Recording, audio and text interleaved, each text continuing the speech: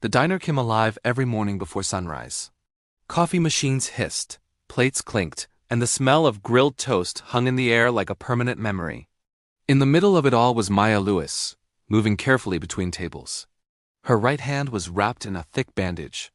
She carried trays with her left, balancing cups against her hip, wincing when she moved too fast.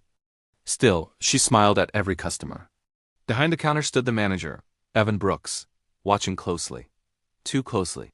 "Pick up the pace, Maya," he said loudly. Customers don't like waiting. A few people at the counter exchanged looks. They'd noticed how Evan never spoke that way to anyone else. Only her. Maya nodded and kept working. Rent didn't care about pain. Bills didn't care about bandages. At the far corner booth sat an older man with silver hair and a calm posture. His name was Thomas Reed. To everyone else, he looked like a regular black coffee. Eggs, no rush. But Thomas noticed details others missed. He noticed how Maya's movements were stiff, how Evan blamed her for small things, how receipts were checked twice but only when she touched the register. He noticed patterns. One morning, Maya accidentally placed the wrong order at a table. Before she could fix it, Evan sighed dramatically. "Unbelievable," he muttered. "Always something." The customer frowned.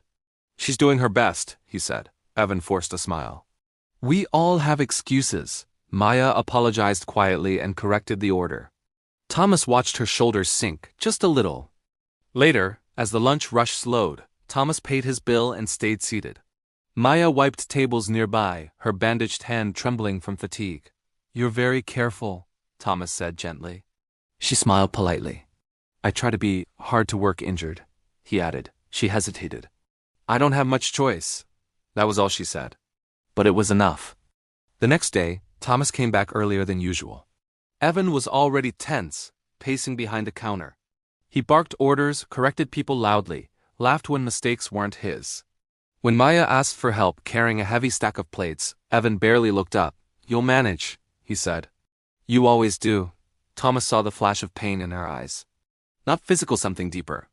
That afternoon, while Evan was distracted, Thomas stepped into the small office near the back. The door was unlocked. Papers lay scattered across the desk. He didn't need long. Write-up forms, dozens of them, all with Maya's name. Notes about carelessness, slow performance, unreliable behavior. Yet Thomas had eaten here for months.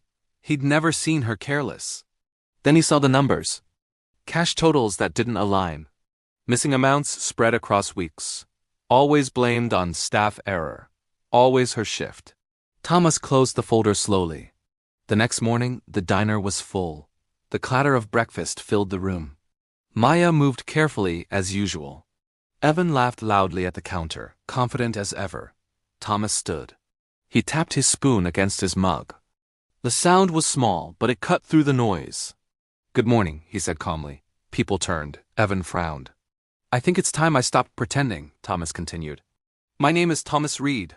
I own this diner." Silence fell. Evan laughed nervously. "That's funny." Thomas placed a folder on the counter.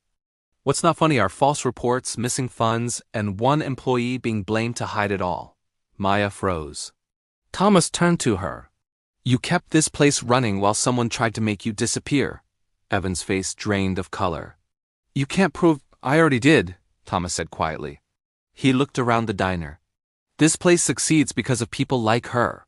Then he faced Maya again. "Effective today," he said. "You're the new floor supervisor. Paid leave until your hand heals.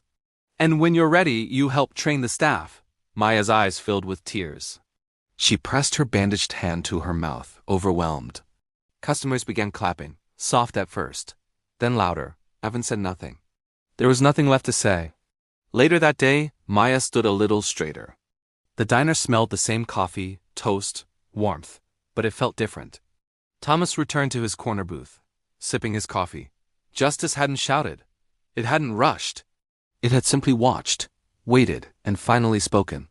And Maya was no longer invisible.